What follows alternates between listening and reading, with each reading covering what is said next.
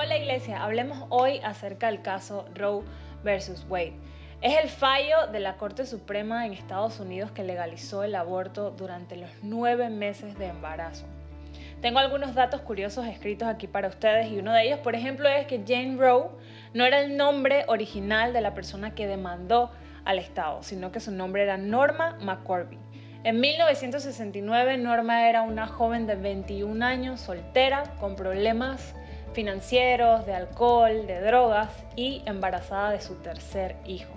El primer hijo o la primera hija le había cedido la custodia a su mamá y la segunda hija la había puesto en adopción. En el caso de este tercer embarazo estaba buscando pues el aborto. Sin embargo, en aquel entonces el aborto era ilegal en el estado de Texas y no podía viajar a otros estados donde el aborto sí era legal, como por ejemplo California o Nueva York, porque no contaba con los recursos. Así que ella empezó a utilizar el consejo de otras personas que le dijeron: ¿por qué no dices que te violaron? Y esa fue la historia que ella empezó a utilizar, porque creía que si ella decía que su embarazo había sido producto de una violación, el Estado le iba a conceder el favor al aborto más rápido. Esta fue una de las tantas mentiras en las que este fallo se basó. Norma inmediatamente se convirtió en un blanco o un objetivo para dos abogadas recién graduadas de la universidad que querían cambiar la realidad del aborto en el estado de Texas y la utilizaron a ella para llevar el caso y demandar al Estado.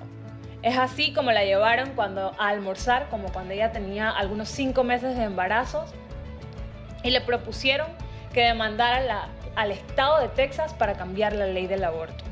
Las abogadas de este caso se hicieron cargo de todo el proceso y Norma, como dato curioso, Norma ni siquiera asistió a ninguna audiencia del juicio. Las dos abogadas que estaban a cargo se hicieron pues responsables de todo el proceso. Una de sus abogadas pudo haberle facilitado a Norma el acceso al aborto porque era una persona que contaba con los recursos y pertenecía a una red de abortos ilegales en Estados Unidos, pero aún así no lo hizo. Y no lo hizo porque la utilizó como un vehículo para demandar al Estado. Sabía que si ella se practicaba un aborto ya no iba a tener una persona que pudiese representar su agenda y lo que ella quería lograr en realidad, que era pues lograr que el aborto fuera legal en el estado de Texas. Más adelante, en el desarrollo del juicio, un dato súper ultra curioso es que Norma dio a luz a la hija en algunos meses y la puso en adopción. O sea, Norma, Jane Roe, la persona que estaba siendo sujeto de la búsqueda o el derecho al acceso al aborto, ni siquiera abortó. Ella puso a su hija en adopción. Obviamente, pues, cuando llegó el caso ante los jueces, las dos abogadas ganaron el caso, pero el fiscal del estado que representaba al estado de Texas, de apellido Wade, apeló. Y es así como el caso llegó en 1973 a la Corte Suprema de Justicia, en donde los magistrados de la Corte dijeron entonces que la mujer podía abortar basada en el derecho a la privacidad. Es decir, yo puedo tomar en base a mi derecho, a mi derecho de mi cuerpo como algo privado, puedo tomar la decisión reproductiva de que mientras esté gestando algo adentro, yo puedo tomar la decisión si abortarlo o no.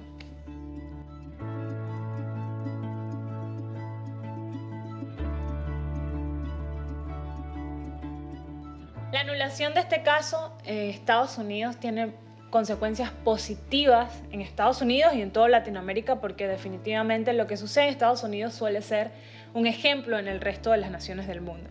Pero específicamente en Estados Unidos porque se deseleva o se baja de nivel constitucional el derecho al aborto, que en realidad nunca encontró bases para ser un derecho en tal como sí, pero le quita ese rango constitucional y se lo pasa a los estados. Ahora cada estado puede decidir si el aborto es legal o no. Y es muy importante que sea de esta forma porque así las personas, cuando eligen a sus gobernantes, van a poder tener la elección de irse por candidatos pro vida o por candidatos pues que están a favor del aborto. Y lo mismo sucede en Latinoamérica.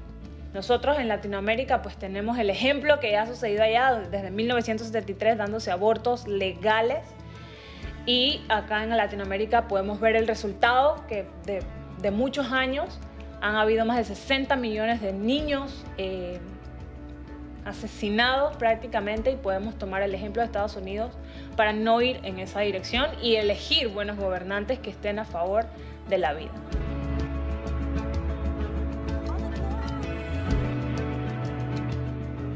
En el caso específico de nuestro país, el aborto está regulado en el Código Penal. Por ejemplo, el artículo 141 establece que una mujer que cause su aborto o consienta que alguien se lo practique será sancionada con prisión de 1 a 3 años. Y así existen el artículo 142, el artículo 143 y el artículo 144, el cual es muy importante. No se aplicarán las penas señaladas en los artículos anteriores si el aborto es realizado con el consentimiento de la mujer para provocar la destrucción del producto de la concepción ocurrida como consecuencia de violación carnal. Y si el aborto es realizado con el consentimiento de la mujer por causas graves de salud que pongan en peligro la vida de la madre o el producto de la concepción. Existen estas dos únicas excepciones a la pena de ley en Panamá. Primero es producto de una violación y con el consentimiento de la madre. Y lo segundo es si la vida de la mujer está en riesgo, y también tiene que ser con su consentimiento.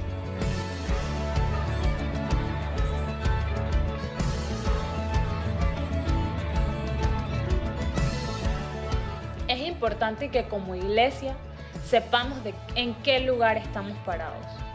La vida empieza desde la concepción. No nos podemos dejar confundir diciendo que la vida empieza cuando un bebé nace.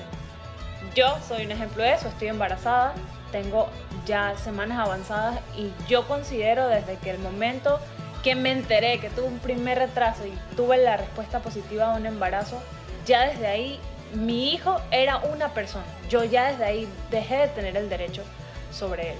Entonces creo que es importante que como iglesia sepamos, y también bajo los valores de la palabra, desde dónde empieza la concepción, que es desde donde empieza la vida, que es desde la concepción, y aprendamos a no quedarnos callados para defender la vida de la misma forma en que la gente pro aborto defiende la muerte con tanta libertad.